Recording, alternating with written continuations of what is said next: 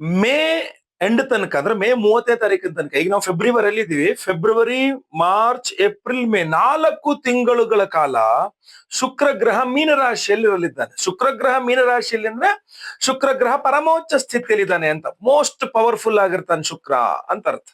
So 4 ತಿಂಗಳುಗಳ ಕಾಲ ಶುಕ್ರ ಗ್ರಹ ಮೋಸ್ಟ್ ಪವರ್ಫುಲ್ ಆಗಿ, ಅದು ಅತ್ಯಂತ ಶಕ್ತಿಶಾಲಿಯಾಗಿ ಶುಕ್ರ ಗ್ರಹನ ಸಾನ್ನಿಧ್ಯ ಇರುತ್ತದೆ ಅಂತ ಆದ್ರೆ, ಸೊ ಪ್ರತಿಯೊಬ್ಬೊಂದು ರಾಶಿಯವರ ಮೇಲೂ ಕೂಡ ಅದು ವಿಶೇಷ ಪರಿಣಾಮ ಬೀಳ್ತದೆ. ಆಯಾ ರಾಶಿಯಿಂದ ಶುಕ್ರ ಗ್ರಹ ಎಷ್ಟನೇ ಮನೆ ಅಧಿಪತಿ ಅನ್ನುವುದರ ಆಧಾರದ ಮೇಲೆ. ಅಂದ್ರೆ ಈಗ ನಾನು ಈ ಒಂದು ವಿಡಿಯೋದಲ್ಲಿ ಮಿಥುನ ರಾಶಿಯವರಿಗೆ ಈ ಒಂದು ಪರಮೋಚ್ಚ ಸ್ಥಿತಿಯ, ಅಂದ್ರೆ 4 ತಿಂಗಳುಗಳ ಕಾಲದ ಪರಮೋಚ್ಚ ಸ್ಥಿತಿಯ ಶುಕ್ರನ ಒಂದು ಪ್ಲಸ್ ಪಾಯಿಂಟ್ಸ್ ಹಾಗೂ ನೆಗೆಟಿವ್ ಪಾಯಿಂಟ್ಸ್ ಏನಿದೆ ಅಂತ ತಿಳಿಸ್ತೇನೆ. ಸೊ ಅದ್ಭುತವಾದಂತಹ ಒಂದು ಅವಕಾಶ ಅಂತ ಹೇಳ್ಬೋದು, ಒಂದು ಸಂದರ್ಭ ಅಂತ ಹೇಳ್ಬಹುದು. ಶುಕ್ರನ ಒಂದು ಪ್ರಭಾವದಿಂದ ನಿಮ್ಮ ಬಹಳಷ್ಟು ಸಮಸ್ಯೆಗಳನ್ನು ನೀವು ಪರಿಹಾರ ಮಾಡ್ಕೊಳ್ಬಹುದು. ವಿಡಿಯೋ ನೋಡ್ತಾ ಇರ್ತಕ್ಕಂಥ ನಿಮಗೆಲ್ಲರಿಗೂ ಸಹ ಒಂದು ರೀತಿಯ ಆರ್ಥಿಕ ಬಾಧೆಗಳಿರಬಹುದು, ಅಥವಾ ಏನೋ ಒಂದು ಆಸೆ ಇರಬಹುದು. ದುಡ್ಡು ಬಂದ್ರೆ ನಾನು ಇಂಥದ್ದೊಂದು ಕೆಲಸ ಮಾಡಬೇಕು ಅಂದ್ರೆ ತಗೋಬೇಕು, ಇಂಥ ವಸ್ತು ತಗೋಬೇಕು, ಇಂಥ ಕಾರ್ಯ ಆಗ್ಬೇಕು ಅಂತ. ಶುಕ್ರ ಗ್ರಹ ದುಡ್ಡು ಕೊಡೋ ವಿಚಾರದಲ್ಲ ಇರಬಹುದು, ಅಥವಾ ಸಾಲಗಳ ಪರಿಹಾರದ ವಿಚಾರಗಳ, ಎಲ್ಲದರಲ್ಲೂ ಶುಕ್ರ ಬಹಳ ಇಂಪಾರ್ಟೆಂಟ್ ಆಗಿರುತ್ತೆ. ದಯವಿಟ್ಟು ನೀವು ನೋಡೋಣ, ನೀವು ಒಂದು ಕಮೆಂಟ್ ಮಾಡಿ, ನಿಮಗೆ ಶುಕ್ರನ ಅನುಗ್ರಹದಿಂದ ಹಣಕಾಸು ಬಂದ್ರೆ ನಿಮ್ಮ ಯಾವ ಸಮಸ್ಯೆ ಪರಿಹಾರವಾಗಬೇಕು ಅಂತ ನೋಡೋಣ. ನಿಮಗೆ ಎಷ್ಟು ಸಮಸ್ಯೆ ಇದೆ ಅಂತ, ಆ ಸಮಸ್ಯೆಗಳು ಸಹ ಪರಿಹಾರವಾಗಲಿ ಅಂತ ನಾನು ಭಗವಂತನಲ್ಲಿ ಬೇಡ್ಕೊಳ್ತೇನೆ. ನೀವು ಸಹ ಪ್ರಾರ್ಥನೆಯನ್ನು ಮಾಡ್ಕೊಳ್ಳಿ, ಒಂದು ಕಮೆಂಟ್ ಮಾಡಿ ನೋಡೋಣ ನಿಮಗೆ ಯಾವ ರೀತಿಯಲ್ಲಿ ಶುಕ್ರನ ಅನುಗ್ರಹ ಬೇಕು, ನಿಮ್ಮ ಯಾವ ಸಮಸ್ಯೆ ಪರಿಹಾರವಾಗಬೇಕು ಅಂತ. ಅದರಿಂದ ವ್ಯಯಾಧಿಪತಿಯು ಶುಕ್ರನೇ, ಆದ್ರಿಂದ ಒಂದಿಷ್ಟು ನೆಗೆಟಿವ್ಸ್ ಇರುತ್ತದೆ. ಸೊ ಅದ್ರ ಬಗ್ಗೆಯೂ ಸಹ ನೀವು ಗಮನ ಹರಿಸಬೇಕಾಗತ್ತೆ. ಸೊ ಏನೇ ಎತ್ತ ವಿಚಾರಗಳೆಲ್ಲ ತಿಳಿಸ್ತೇನೆ ಈ ವಿಚಾರದಲ್ಲಿ, ಹಾಗೂ ಒಂದಿಷ್ಟು ಪರಿಹಾರವನ್ನು ಸಹ ಹೇಳ್ತೇನೆ ಈ ವಿಡಿಯೋದಲ್ಲಿ. ಖಂಡಿತವಾಗಿ ವಿಡಿಯೋನ ಎಂಡ್ ತನಕ ನೋಡಿ. ವಿಡಿಯೋ ಎಂಡಲ್ಲಿ ಒಂದು ವಿಶೇಷವಾದ ಪರಿಹಾರವನ್ನು ಸಹ ಖಂಡಿತವಾಗಿ ನೀಡಲಿದ್ದೇನೆ. ನಮಸ್ಕಾರ, ನಾನು ವಿಠಲ್ ಭಟ್ ಮಾತಾಡ್ತಾ ಇರ್ತಕ್ಕಂಥದ್ದು. ಈ ಒಂದು ವಿಡಿಯೋದಲ್ಲಿ ನಾನು ಮಿಥುನ ರಾಶಿಯವರ 4 ತಿಂಗಳುಗಳ ಕಾಲದ ಶುಕ್ರ ರಹಸ್ಯ ಪ್ರಭಾವವನ್ನ ತಿಳಿಸಲಿದ್ದೇನೆ. ವೀಕ್ಷಕರೇ, ಶುಕ್ರ ನಿಮಗೆ ಪಂಚಮಾಧಿಪತಿ ಹಾಗೂ ವ್ಯಯಾಧಿಪತಿ ಆಗಿರ್ತಾನೆ. 5 ಹಾಗೂ 12ನೇ ಮನೆಯ ಅಧಿಪತಿ ಆಗಿರ್ತಾನೆ. ಸೊ ವ್ಯಯಾಧಿಪತಿಯಾಗಿ ಕರ್ಮಸ್ಥಾನದಲ್ಲಿ ಪರಮೋಚ್ಚ ಸ್ಥಿತಿಯಲ್ಲಿದ್ದಾನೆ. ಅಂದ್ರೆ ನೆಗೆಟಿವ್ಸ್ ಬಗ್ಗೆ ನೋಡ್ಲಿಕ್ಕೆ ಹೋದ್ರೆ, ನೀವು ಮಿಥುನ ರಾಶಿಯವರು ಕೆಲಸ ಬಿಡುವಂತಹ ಸಾಧ್ಯತೆ ಸ್ವಲ್ಪ ಜಾಸ್ತಿ ಇರ್ತದೆ. ವ್ಯಯಾಧಿಪತಿ ಇದ್ರಲ್ಲಿ ಅಂದ್ರೆ ಬೇರೆ ಯಾವ್ದೋ ಒಂದು ಆದ್ರೆ, ಇನ್ನೊಂದ್ ಕಡೆ ಸ್ಯಾಲ್ರಿ ಜಾಸ್ತಿ ಕೊಡ್ತೀನಿ ಅಂದ್ರು ಅಂತ ಇಲ್ಲಿ ರಿಸೈನ್ ಮಾಡಿ ಅಲ್ಲಿಗೆ ಹೋದ. ನಾನು ಆ ತರದ ಸಂದರ್ಭಗಳಲ್ಲಿ ಹೇಳ್ತೇನೆ, ನಾನು ಯಾವಾಗ್ಲೂ ಮುಂದಿನ ಕಾಲ್ ಗಟ್ಟಿ ಮಾಡ್ಕೊಂಡು ಹಿಂದಿನ ಕಾಲ್ ತೆಗೀರಪ್ಪ ಅಂತ ಹೇಳಿರ್ತೇನೆ. ಕೆಲವ್ರು ಏನಾಗ್ಬಿಡುತ್ತೆ, ಯಾರೊಬ್ರು ಫ್ರೆಂಡ್ಸ್ ಕೊಲೀಗ್ಸ್ ಅವರೆಲ್ಲ ಕರೀತಾರೆ, ನೀನ್ ಬಿಟ್ಟು ಬಾ ನಾನು ನೋಡ್ಕೊಂತೀನಿ ಅಂದ್ಬಿಡ್ತಾರೆ.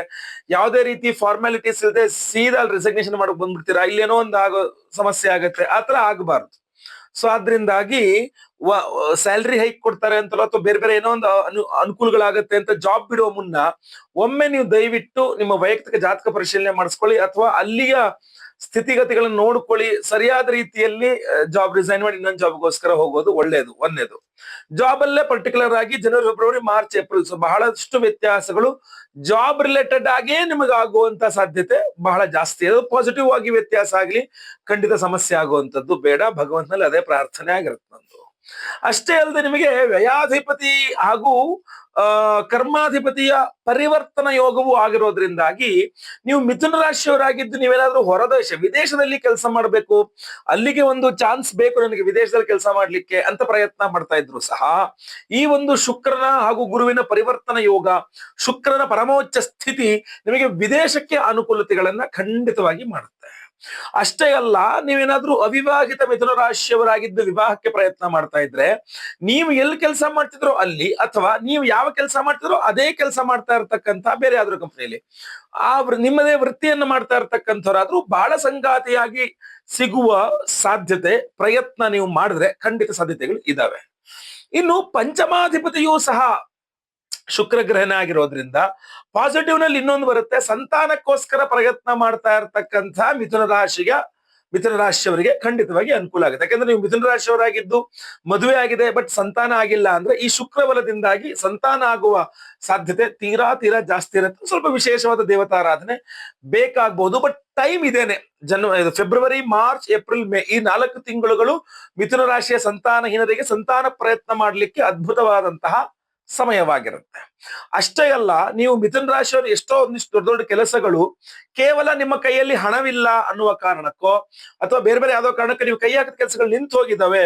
ನಾನು ಮಿಥುನ ರಾಶಿಗಳ ಎಷ್ಟೋ ಕೆಲಸಗಳು ಏನೇನೋ ದೊಡ್ಡ ದೊಡ್ಡ ದೊಡ್ಡ ಇಂಪಾರ್ಟೆಂಟ್ ಕೆಲಸಗಳಿದ್ದು ದುಡ್ಡಿಲ್ಲ ಅನ್ನೋ ಕಾರಣಕ್ಕೆ ಬೇರೆ ಬೇರೆ ಕಾರಣಕ್ಕೆ ನಾನು ನಿಲ್ಸ್ಬಿಟ್ಟಿದ್ದೀನಿ, ನನ್ನ ಕೈ ಹಾಕಿದ ಕೆಲಸ ಒಂದೂ ಆಗಲ್ಲ, ಬೇಜಾರಾಗ್ಬಿಟ್ಟಿದೆ, ಸುಮ್ಮನೆ ಆಗ್ಬಿಟ್ಟಿದ್ದೀನಿ ಅಂತನಾರು ಅನ್ಕೊಂಡು ಕೂತ್ಕೊಂಡಿರೋ ಮಿಥುನ ರಾಶಿಯವ್ರು ನೀವು ಆಗಿದ್ದಲ್ಲಿ ಯೋಚನೆ ಮಾಡೋ ಅವಶ್ಯಕತೆ ಇಲ್ಲ. ಫೆಬ್ರವರಿ, ಮಾರ್ಚ್, ಏಪ್ರಿಲ್, ಮೇ ಈ 4 ತಿಂಗಳುಗಳು ನೀವು ಕೈ ಹಾಕಿದಂತಹ ಕೆಲಸಗಳೆಲ್ಲ ಸಕ್ಸಸ್ ಕೂಡ ಆಗುತ್ತೆ. ಅಷ್ಟೇ ಅಲ್ಲ, ಅದಕ್ಕೆ ಬೇಕಾಗಿರ್ತಕ್ಕಂಥ ಅವಶ್ಯಕತೆ ಇರತಕ್ಕಂಥ ಹಣಕಾಸಿನ ವ್ಯವಸ್ಥೆಯು ಸಹ ಖಂಡಿತವಾಗಿ ನಿಮಗೆ ಆಗಲಿದೆ. ಆಮೇಲೆ ಆಲ್ರೆಡಿ ಮಕ್ಕಳಿರ್ತಕ್ಕಂಥ ಮಿಥುನ ರಾಶಿಯವರು ನಿಮ್ಮ ಮಕ್ಕಳ ಏಳಿಗೆ, ನಿಮ್ಮ ಮಕ್ಕಳ ಸಾಧನೆಗಳು ನಿಮಗೆ ಅದ್ಭುತವಾದಂತಹ ಒಳ್ಳೆಯ ಹೆಸರನ್ನ ತಂದು ಕೊಡುವ ಸಾಧ್ಯತೆ ಇದೆ. ಇದೆಲ್ಲವೂ ಸಹ ಪಾಸಿಟಿವ್ನೆಸ್ ಇದಾವೆ.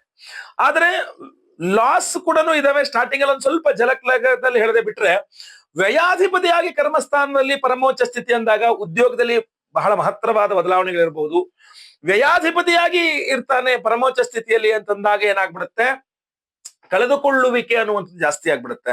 ಸೊ ಫೆಬ್ರವರಿ, ಮಾರ್ಚ್, ಏಪ್ರಿಲ್ ಎಲ್ಲ ತುಂಬಾ ಕಳ್ಕೊಂಡ್ಬಿಟ್ಟೆ, ನಾನು ದುಡ್ಡು ಕಳ್ಕೊಂಡೆ, ಪರ್ಸ್ ಕಳ್ಕೊಂಡೆ, ಕ್ರೆಡಿಟ್ ಕಾರ್ಡ್ ಕಳ್ಕೊಂಡೆ, ಮೊಬೈಲ್ ಕಳ್ಕೊಂಡೆ, ಮತ್ತೊಂದು ಕಳ್ಕೊಂಡೆ, ಇನ್ನೊಂದು ಕಳ್ಕೊಂಡೆ, ಯಾವುದೋ ಒಂದು ಸ್ಥಾನಮಾನ ಇತ್ತು ನನಗೆ ಸಿಕ್ತಿತ್ತು, ಆ ಸ್ಥಾನ ಕಳ್ಕೊಂಡೆ. ಈ ತರ ಕಳ್ಕೊಳ್ಳುವಿಕೆ ಅನ್ನುವುದು ಕೂಡ ಜಾಸ್ತಿ ಆಗ್ಬಿಡುತ್ತೆ ವ್ಯಯಾಧಿಪತಿ ಪರಮೋಚ್ಚ ಸ್ಥಿತಿಯಲ್ಲಿ ಇದ್ದಾಗ. ಆ ಪರಿವರ್ತನೆ ಹೋಗೋದ್ರಿಂದ ಒಂದ್ ಸ್ವಲ್ಪ ಅದು ಕಂಟ್ರೋಲಿಗೆ ಬರುತ್ತೆ. ಬಟ್ ಲಾಸ್ಟ್ಗೆ ಮೇ ಬಂದ್ಬಿಡ್ತು ಅಂದಾಗ, ಮೇ 16 ನಂತರ ಆ ಪರಿವರ್ತನೆ ಹೋಗು ಕ್ಯಾನ್ಸಲ್ ಆಗ್ಬಿಡುತ್ತೆ. ಆದ್ರಿಂದ ಇನ್ನೂ ಜಾಸ್ತಿ ಮೇ ತಿಂಗಳಲ್ಲಿ. ಸೊ ಅದರಿಂದ ಅದ್ರ ಬಗ್ಗೆಯೂ ಸಹ ಜಾಸ್ತಿ ಗಮನವನ್ನ ಕೊಡ್ಬೇಕಾಗತ್ತೆ. ಸೊ ನೆಗೆಟಿವ್ ಏನು ಆಗ್ಬಾರ್ದು, ಪಾಸಿಟಿವೇ ಆಗಬೇಕು ಅಂತಂದ್ರೆ, ನಾನು ಈ ವಿಡಿಯೋ ಎಂಡಲ್ಲಿ ನಿಮ್ಗೊಂದು ವಿಶೇಷವಾದಂತಹ ಶುಕ್ರನ ಅಭಿಮಾನಿ ದೇವರು ಲಕ್ಷ್ಮಿ ಆದ್ರಿಂದ ಲಕ್ಷ್ಮೀನಾರಾಯಣ ಸಂಪುಟಿತ ಮಂತ್ರವನ್ನ ಕೊಡ್ತೇನೆ. ಅದನ್ನ ಪ್ರತಿದಿನ ಮಿನಿಮಮ್ ಒಂದು 28 ಬಾರಿ ಆದ್ರೂ ಕೇಳಿಸ್ಕೊಳ್ಳಿ. ಶ್ರವಣ ಕೇಳಿಸ್ಕೊಳ್ತಾ ಇದ್ರೆ ನಿಮಗೆ ಶುಕ್ರನಿಂದ ಏನಾರು ಆಗಬಹುದಾದಂತಹ ನೆಗೆಟಿವಿಟೀಸ್ ಎಲ್ಲ ಪರಿಹಾರ ಆಗುತ್ತೆ. ತುಂಬಾ ಚಿಕ್ಕದಾದಂತಹ ಒಂದು ಮಂತ್ರ ಆಗಿರುತ್ತೆ, ಆಯ್ತಲ್ವಾ? ಅದನ್ನ ಡೈಲಿ ಕೇಳಿಸ್ಕೊಳ್ಳಿ, ಒಂದು 28 ಟೈಮ್ಸ್ 28 ಬಾರಿ ಕೇಳಿಸ್ಕೊಳ್ಳಿ, ಖಂಡಿತವಾಗಿ ಅನುಕೂಲ ಆಗುತ್ತೆ ನಿಮಗೆ, ಇವತ್ತಲ್ವಾ? ಸೊ ಅಷ್ಟೇ ಅಲ್ಲದೆ ಇನ್ನು ವಿಶೇಷವಾದಂತಹ ಪರಿಹಾರ ಬೇಕು ನಿಮಗೆ ಅಂತಂದ್ರೆ, ಆ ವಿಶೇಷ ಪರಿಹಾರವೇ ಧನಾಕರ್ಷಕ ಮಣಿ. ಈ ಧನಾಕರ್ಷಕ ಮಣಿ ಅದ್ಭುತವಾದಂತಹ ಪರಿಹಾರವಾಗಿರುತ್ತೆ. ನಿಮ್ಮೆಲ್ಲರ ಆರ್ಥಿಕ ವಿಚಾರ, ಸಾಲ ಬಾಧೆಗಳ ಪರಿಹಾರಕ್ಕೋಸ್ಕರ ಎಲ್ಲಿ ಧನಾಕರ್ಷಕ ಮಣಿ ಇರ್ತದೋ ಅಲ್ಲಿ ಧನಾಕರ್ಷಣೆ ಜಾಸ್ತಿ ಆಗುತ್ತೆ. ಬರೀ ಧನಾಕರ್ಷಣೆ ಮಣಿ ಇಟ್ಬಿಟ್ರೆ ಸಾಕ? ಇಲ್ಲ, ಅದನ್ನ ಎನರ್ಜೈಸ್ ಮಾಡ್ಬೇಕು. ಸೊ ನಿಮ್ಮೆಲ್ಲರಿಗೋಸ್ಕರ ನಮ್ಮ ಯಾಗಶಾಲೆಯಲ್ಲಿ ನಾವು ಫೆಬ್ರವರಿ 12ನೇ ತಾರೀಕು ಮಾಘ ಮಾಸದ ಹುಣ್ಣಿಮೆ, ಮಾಘ ಪೌರ್ಣಿಮಾ ಅಂತ ಕರೀತಾರೆ. ನಿಮಗೆ ಪ್ರಯಾಗದಲ್ಲಿ ಈಗ ಮಹಾಕುಂಭಮೇಳ ನಡೀತಿದೆ, ಅಲ್ಲೂ ಕೂಡ ವಿಶೇಷವಾದಂತಹ ಮಾಘ ಸ್ನಾನ.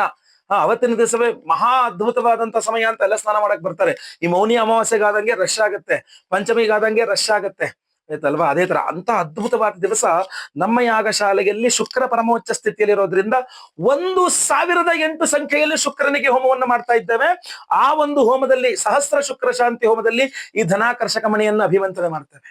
ಅಷ್ಟೇ ಅಲ್ಲ, ನಿಮ್ಮ ಎಲ್ಲ ಸಾಲ ಬಾಧೆಗಳು, ಕೊಟ್ಟ ಸಾಲ ಇರ್ಬೋದು, ತಗೊಂಡ್ ಸಾಲ ಇರ್ಬೋದು, ಕೊಡಿಸದ ಸಾಲ ಇರ್ಬೋದು, ಯಾವುದೇ ರೀತಿ ಸಾಲ ಬಾಧೆ ಇದ್ರೂ ಪರಿಹಾರವಾಗಬೇಕು ಅಂತ ರಣಬಾಧ ನಿವಾರಕ ಹೋಮ ಅಂತ ಮಾಡಿ ಅದರಲ್ಲೂ ಈ ಧನಾಕರ್ಷಕ ಮಣಿಯನ್ನ ಎನರ್ಜೈಸ್ ಮಾಡ್ತೇವೆ. ಅಷ್ಟೇ ಅಲ್ಲ, ಇನ್ನೂ ಸಹ ನೀವು ಅಡಮಾನ ಇಟ್ಟಂತಹ ಬಂಗಾರ, ಗೋಲ್ಡ್ ಲೋನ್ ಅಂತ ಇಟ್ಬಿಟ್ಟಿರ್ತೀರ, ಬಿಡಿಸ್ಕೊಂಬರಕ್ ಆಗ್ತಾ ಇಲ್ಲ, ಎಲ್ಲ ಕಡೆ ಅವಮಾನ ಆಗ್ತಾ ಇದೆ. ಆ ಗೋಲ್ಡ್ ಲೋನ್ ಕೂಡ ಬಡ್ಡಿಗಳು ಕೂಡ ಕಟ್ಟಕ್ಕಾಗ್ತಾ ಇಲ್ಲ, ನಿಮ್ಗೆ EMI ಗಳು ಕಟ್ಟಕ್ಕಾಗ್ತಾ ಇಲ್ಲ. ಸ್ವರ್ಣಾಕರ್ಷಣ ಭೈರವ ಹೋಮ ಅಂತ ಮಾಡ್ತಾ ಇದ್ದೀವಿ. ಸ್ವರ್ಣಾಕರ್ಷಣ ಭೈರವ ಹೋಮ ಬರೀ ಗೋಲ್ಡ್ ಲೋನ್ ಅಷ್ಟೇ ಅಲ್ಲ, ನೀವು ಬಂಗಾರ ಇವತ್ತು 8,000 ರೂಪಾಯಿ ದಾಟಿ ಹೋಗ್ತಾ ಇದೆ, ಕ್ರಾಸ್ ಆಗಿ ಹೋಗ್ತಾ ಇದೆ, ನಿಮ್ ಕೈಲಿ ಬಂಗಾರ ತಗೊಳಕ್ ಆಗ್ತಾ ಇಲ್ಲ, 1 ಗ್ರಾಮ್ ಬಂಗಾರ ತಗೊಳಕ್ ಆಗ್ತಾ ಇಲ್ಲ, ಬಟ್ ಬಂಗಾರ ತಗೋಬೇಕು ಅಂತ ಆಸೆ ಆಗ್ತಾ ಇದೆ. ಸ್ವರ್ಣಾಕರ್ಷಣ ಭೈರವ ಹೋಮವನ್ನು ಮಾಡಿ ಅದರಲ್ಲಿ ಈ ಧನಾಕರ್ಷಕ ಮಣಿ ಎನರ್ಜೈಸ್ ಮಾಡ್ತೇವೆ. ಅದರಿಂದ ನಿಮಗೆ ಬಂಗಾರ ತೆಗೆದುಕೊಳ್ಳುವ ಯೋಗ ಫಲವನ್ನ ಭಗವಂತ ನಿಮಗೆ ಕೊಡುವಂತಾಗಲಿ ಅನ್ನುವಂಥದ್ದು ನನ್ನ ಆಸೆ. ಭಾರತ ಬಂಗಾರ, ವಜ್ರ, ವೈಢೂರ್ಯಗಳನ್ನ ಸೇರ್ಗಳಲ್ಲಿ ಅಳೆದು ರಸ್ತೆ ಮೇಲೆ ಮಾಡ್ತಾ ಇದ್ದಂತಹ ದೇಶ ಆಗಿತ್ತು ನಮಗೆ. ಮತ್ತೆ ಪುನಃ ನಾವು ಆ ಒಂದು ಸ್ಥಾನಮಾನಕ್ಕೆ ಹೋಗ್ಬೇಕು ನಾವು, ಆಯ್ತಲ್ವಾ? ಯತ್ನೇ ಕೃತೆ ಕೋತ್ರ ದೋಷ ಅಂತ ಪ್ರಯತ್ನದಲ್ಲಿ ನಮ್ಮ ಸರಿಯಾದ ಮಾರ್ಗದಲ್ಲಿ ನಾವು ದುಡಿಮೆಯನ್ನು ಮಾಡಿಕೊಂಡು, ಸರಿಯಾದ ಮಾರ್ಗದಲ್ಲಿ ಶ್ರದ್ಧಾಭಕ್ತಿಯಿಂದ ದೇವತಾರಾಧನೆ ಮಾಡಿಕೊಂಡು, ಸ್ವರ್ಣಾಕರ್ಷಣ ಭೈರವ ಹೋಮದ ಭಸ್ಮವನ್ನ ಹಣೆಯಲ್ಲಿ ಹಚ್ಕೊಂಡು, ಇದೊಂದು ಧನಾಕರ್ಷಣ ಮನೆಯನ್ನ ನಿಮ್ಮ ಪಾಕೆಟ್ ಅಲ್ಲೋ, ನಿಮ್ಮ ದೇವ್ರ ಮನೆಯಲ್ಲೋ, ನಿಮ್ಮ ಲಾಕರ್ನಲ್ಲೋ, ದುಡ್ಡಿಡುವ ಜಾಗದಲ್ಲಿ ಜೊತೆಗೆ ಇದನ್ನ ಇಟ್ಕೊಳ್ಬಹುದು. ನಿಮ್ಮ ಜೊತೆಗೆಲ್ಲೂ ಸಹ ಇದನ್ನ ಕ್ಯಾರಿ ಮಾಡ್ಬೋದು ಎಲ್ಲ ಕಡೆ, ಆಯ್ತಾ? ಈ ಒಂದು ಧನಾಕರ್ಷಕ ಮಣಿಯನ್ನ. ಸೊ ಅದ್ರಲ್ಲೂ ಕೂಡ ಎನರ್ಜೈಸ್ ಮಾಡ್ತಾ ಇದನ್ನ. ಈ ಧನಾಕರ್ಷಕ ಮಣಿಯನ್ನ ಸಹಸ್ರ ಶುಕ್ರ ಶಾಂತಿ ಹೋಮ, ರಣಬಾಧ ನಿವಾರಕ ಹೋಮ, ಸ್ವರ್ಣಾಕರ್ಷಣ ಭೈರವ ಹೋಮ, ಈ 3 ಪ್ರಧಾನವಾದ ಹೋಮಗಳನ್ನು ಎನರ್ಜೈಸ್ ಮಾಡ್ತೇವೆ. ಅಷ್ಟೇ ಅಲ್ಲ, ನಿಮಗೆ ಸಂತಾನದವರೆಗೆ ಸಂತಾನವಾಗಬೇಕು ಅಂತ ಸಂತಾನ ಗೋಪಾಲ ಕೃಷ್ಣ ಹೋಮ ಇರಬಹುದು, ಅಥವಾ ಇದಕ್ಕೆಲ್ಲ ಅಡ್ಡಿ ಆಗುವಂತದ್ದು ಸರ್ಪದೋಷಗಳು. ಸೊ ಈ ಧನಾಕರ್ಷಣ ಮನೆಯನ್ನ ಆಶ್ಲೇಷಾವಲಿ ಪೂಜೆ ಸರ್ಪಶಾಂತಿ ಹೋಮದಲ್ಲಿ ಎನರ್ಜೈಸ್ ಮಾಡ್ತೇವೆ. ಇನ್ನು ಗುರು ಶಾಂತಿ ಶನಿ ಶಾಂತಿ ಸಹಿತ ಮಹಾನವಗ್ರಹ ಶಾಂತಿ ಹೋಮಗಳು ಎನರ್ಜೈಸ್ ಮಾಡ್ತೇವೆ. ಇಷ್ಟೆಲ್ಲ ಹೋಮಗಳು ಎನರ್ಜೈಸ್ ಮಾಡಿ ನಿಮಗೆ ಕೊಡ್ತೇವೆ. ಸೊ ಲೈವ್ ಅಲ್ಲಿ ನಿಮ್ಮ ಸಂಕಲ್ಪ ಆಗುತ್ತೆ. ಎಲ್ಲಾ ಹೋಮ ಲೈವ್ ನೋಡ್ತೀರಾ, ಪ್ರಸಾದ್ ನಿಮಗೆ ಸ್ಪೀಡ್ ಪೋಸ್ಟ್ ಮೂಲಕ ಎಲ್ಲಾ ಹೋಮಗಳ ಭಸ್ಮ ನಾಗಾರಾಧನೆ ಅರ್ಚನೆ ಸಹಿತ ಈ ಒಂದು ಧನಾಕರ್ಷಕ ಮಣಿಯನ್ನ ಕಳಿಸ್ಕೊಡ್ತೇವೆ. ಸೊ ಸಂಕಲ್ಪ ಸೇವೆಗೆ ನಿಮ್ಮ ಹೆಸರು ಕೊಟ್ಕೊಳ್ಬಹುದು. ಸ್ಕ್ರೀನ್ ಕಾಣುವಂತ ನಂಬರ್ಗೆ ನಿಮ್ಮ ಹೆಸರು, ಗೋತ್ರ ಗೊತ್ತಿದ್ರೆ ಗೋತ್ರ, ನಕ್ಷತ್ರ ಗೊತ್ತಿದ್ರೆ ನಕ್ಷತ್ರ, ನಿಮ್ಮ ರಾಶಿ ಹಾಗೂ ನಿಮ್ಮ ವಿಳಾಸವನ್ನ ಬೇಗ ವಾಟ್ಸ್ಆಪ್ ಮಾಡ್ಕೊಳ್ಳಿ. ಸ್ಕ್ರೀನ್ ಕಾಣ್ತಾ ಇರ್ತಕ್ಕಂಥ ನಂಬರ್ಗೆ. ಲೈವ್ ಅಲ್ಲಿ ನಿಮ್ಮ ಹೆಸರು ಸಂಕಲ್ಪ ಆಗುತ್ತೆ. ಮಾಘ ಮಾಸದ ಹುಣ್ಣಿಮೆ, ಮಾಘ ಪೌರ್ಣಿಮಾ ನಮ್ಮ ಫೆಬ್ರವರಿ 12ನೇ ತಾರೀಕು ಲೈವ್ ಅಲ್ಲಿ ನಿಮ್ಮ ಹೆಸರು ನಾನೇ ಖುದ್ದು ಬೆಳಗ್ಗೆ ಸಂಕಲ್ಪ ಮಾಡ್ತೇನೆ. ಎಲ್ಲಾ ಹೋಮ ಲೈವ್ ನೋಡ್ತೀರಾ, ಪ್ರಸಾದ ನಿಮಗೆ ಸ್ಪೀಡ್ ಪೋಸ್ಟ್ ಮೂಲಕ ಕಳಿಸ್ಕೊಡ್ತೇವೆ. ಆಯ್ತಲ್ಲ, ಒಳ್ಳೇದಾಗ್ಲಿ. ಈ ಒಂದು ವಿಡಿಯೋ ಇಷ್ಟ ದಯವಿಟ್ಟು ಲೈಕ್ ಮಾಡ್ಲಿಕ್ಕೆ ಮರಿಬೇಡಿ. ವಾಟ್ಸ್ಆಪ್, ಫೇಸ್ಬುಕ್, ಮೆಸೆಂಜರ್, ಟೆಲಿಗ್ರಾಮ್ ಎಲ್ಲ ಕಡೆ ಸಾಮಾಜಿಕ ಜಾಲತಾಣಗಳನ್ನು ಶೇರ್ ಮಾಡ್ಲಿಕ್ಕೆ ಮರಿಬೇಡಿ. ಇನ್ನು ಸಬ್ಸ್ಕ್ರೈಬ್ ಮಾಡ್ಕೊಂಡು ನಮ್ಮ ಚಾನಲ್ ಅಂದ್ರೆ ಸಬ್ಸ್ಕ್ರೈಬ್ ಅಂತ ಬಿಟ್ಟಿರುತ್ತೆ, ಸಬ್ಸ್ಕ್ರೈಬ್ ಮಾಡ್ಕೊಂಡು ಬೆಲ್ ಬಟನ್ ಒತ್ಕೊಂಡು ಆಲ್ ಅಂತ ಮಾಡ್ಲಿಕ್ಕೆ ದಯವಿಟ್ಟು ಮರಿಬೇಡಿ. ಮುಂದಿನ ವಿಡಿಯೋದಲ್ಲಿ ಮತ್ತೆ ಪುನಃ ಸಿಗ್ತಾನೆ. ಎಲ್ಲರಿಗೂ ಸಹ ಒಳ್ಳೇದಾಗ್ಲಿ. ಲೋಕ ಸಮಸ್ತ ಸುಖಿನೋ ಭವಂತು. ನಾರಾಯಣ ನಾರಾಯಣ ನಾರಾಯಣ. ಓಂ ನಮೋ ನಾರಾಯಣಾಯ.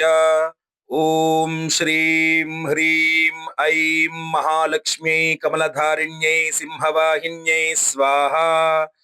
ಓಂ ನಮೋ ನಾರಾಯಣಾಯ. ಓಂ ನಮೋ ನಾರಾಯಣಾಯ. ಓಂ ಶ್ರೀಂ ಹ್ರೀಂ ಐಂ ಮಹಾಲಕ್ಷ್ಮೀ ಕಮಲಧಾರಿಣ್ಯೈ ಸಿಂಹವಾಹಿನ್ಯೈ ಸ್ವಾಹ. ಓಂ ನಮೋ ನಾರಾಯಣಾಯ. ಓಂ ನಮೋ ನಾರಾಯಣಾಯ. ಓಂ ಶ್ರೀಂ ಹ್ರೀಂ ಐಂ ಮಹಾಲಕ್ಷ್ಮೀ ಕಮಲಧಾರಿಣ್ಯೈ ಸಿಂಹವಾಹಿನ್ಯೈ ಸ್ವಾಹ. ಓಂ ನಮೋ ನಾರಾಯಣಾಯ.